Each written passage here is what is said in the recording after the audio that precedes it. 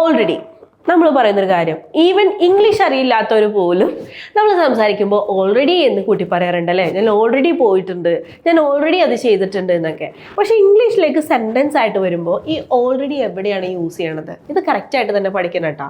ഈ ഓൾറെഡി നമ്മൾ യൂസ് ചെയ്യണത് ഹാവിൻ്റെ കൂടെയാണ് കേട്ടോ. ഹാവിൻ്റെ കൂടെയാണ് ഓൾറെഡി യൂസ് ചെയ്യുന്നത്. For example, I have already.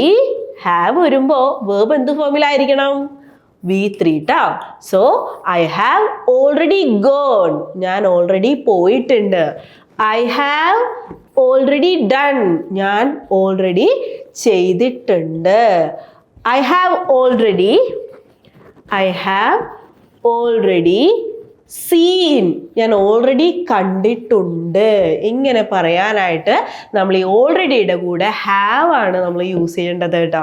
അപ്പോൾ ഇതെല്ലാം കറക്റ്റായിട്ട് അറിഞ്ഞാൽ മാത്രമാണ് കോൺഫിഡൻ്റ് ആയിട്ട് നമുക്ക് ഇംഗ്ലീഷ് സംസാരിക്കാനായിട്ട് സാധിക്കുള്ളൂ കേട്ടോ. അല്ലെങ്കിൽ നമ്മൾ പറയുന്നതിൽ തെറ്റുണ്ടോ എന്ന് എപ്പോഴും നമ്മളിങ്ങനെ ടെൻഷൻ പിടിപ്പിച്ചുകൊണ്ടേയിരിക്കും. അപ്പോൾ കറക്റ്റായിട്ട് വളരെ സിമ്പിളായിട്ട് ബേസിക് മുതൽ പഠിപ്പിക്കുന്ന ക്ലാസ്സുകൾ നമ്മുടെ ഇംഗ്ലീഷ് ബസ്സിൻ്റെ പുതിയ ബാച്ച്, ബിഗിനേഴ്സിൻ്റെ പുതിയ ബാച്ച് നമ്മൾ സ്റ്റാർട്ട് ചെയ്യാണ്. താല്പര്യമുള്ളവർ താഴെ കാണുന്ന നമ്പറുമായിട്ട് വേഗം കോൺടാക്ട് ചെയ്യാം.